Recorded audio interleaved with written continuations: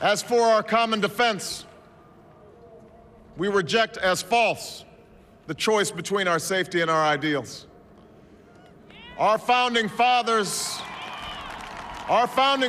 faced with perils that we can scarcely imagine, drafted a charter to assure the rule of law and the rights of man, a charter expanded by the blood of generations. Those ideals still light the world, and we will not give them up for expedience's sake. And so, to all the other peoples and governments who are watching today, from the grandest capitals to the small village where my father was born, know that America is a friend of each nation and every man, woman, and child who seeks a future of peace and dignity, and we are ready to lead once more.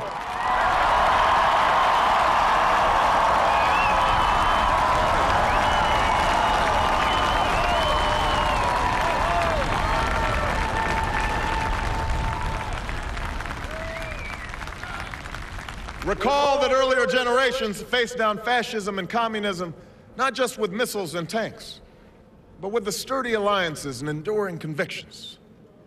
They understood that our power alone cannot protect us, nor does it entitle us to do as we please. Instead, they knew that our power grows through its prudent use. Our security emanates from the justness of our cause, the force of our example, the tempering qualities of humility and restraint. We are the keepers of this legacy. Guided by these principles once more, we can meet those new threats that demand even greater effort, even greater cooperation and understanding between nations. We will begin to responsibly leave Iraq to its people and forge a hard-earned peace in Afghanistan. With old friends and former foes, we will work tirelessly to lessen the nuclear threat and roll back the specter of a warming planet. We will not apologize for our way of life, nor will we waver in its defense. And for those who seek to advance their aims by inducing terror and slaughtering innocents, we say to you now that our spirit is stronger and cannot be broken. You cannot outlast us, and we will defeat you.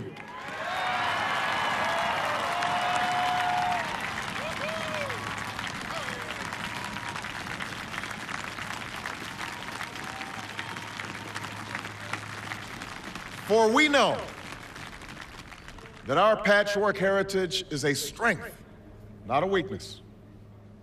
We are a nation of Christians and Muslims, Jews and Hindus, and non-believers. We are shaped by every language and culture, drawn from every end of this earth. And because we have tasted the bitter swill of civil war and segregation and emerged from that dark chapter stronger and more united, we cannot help but believe that the old hatreds shall someday pass, that the lines of tribes shall soon dissolve, that as the world grows smaller, our common humanity shall reveal itself, and that America must play its role in ushering in a new era of peace. To the Muslim world, we seek a new way forward based on mutual interest and mutual respect.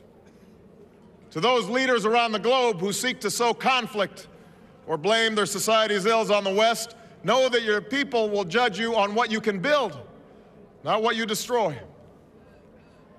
To those who cling to power through corruption and deceit and the silencing of dissent, know that you are on the wrong side of history, but that we will extend a hand if you are willing to unclench your fist.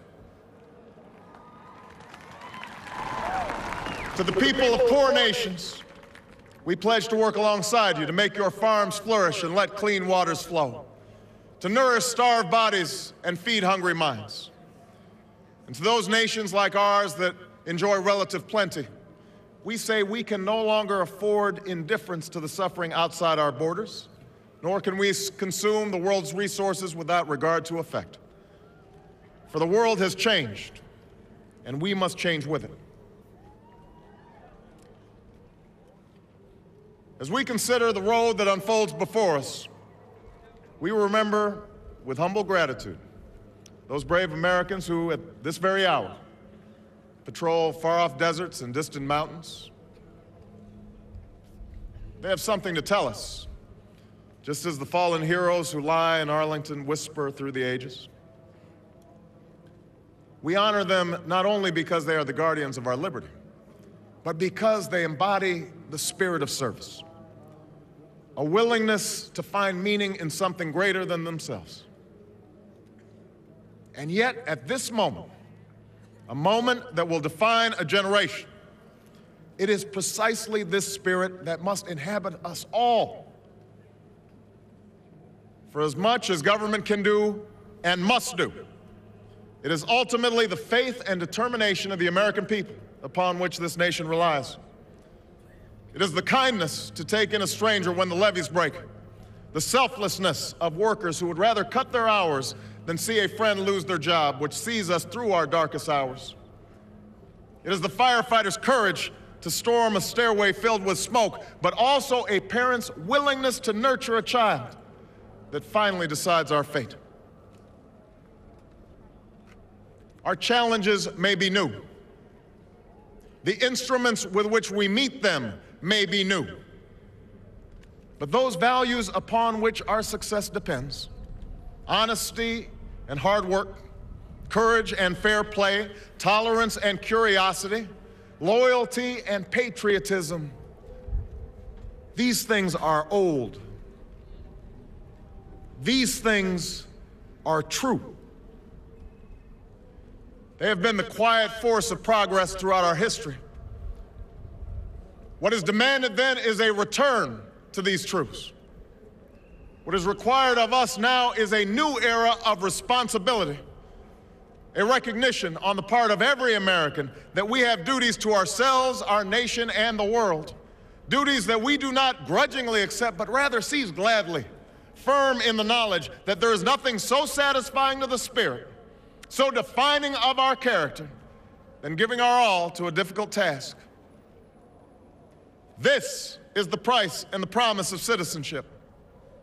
This is the source of our confidence, the knowledge that God calls on us to shape an uncertain destiny.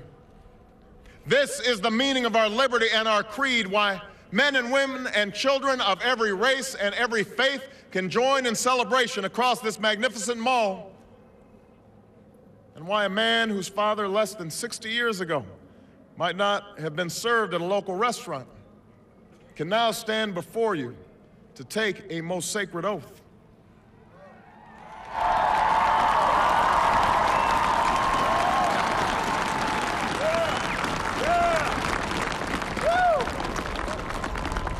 So let us mark this day with remembrance of who we are and how far we have traveled.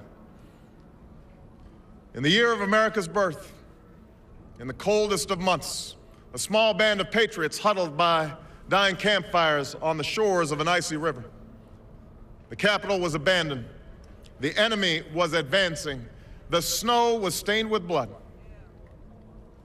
At a moment when the outcome of our revolution was most in doubt, the father of our nation ordered these words be read to the people.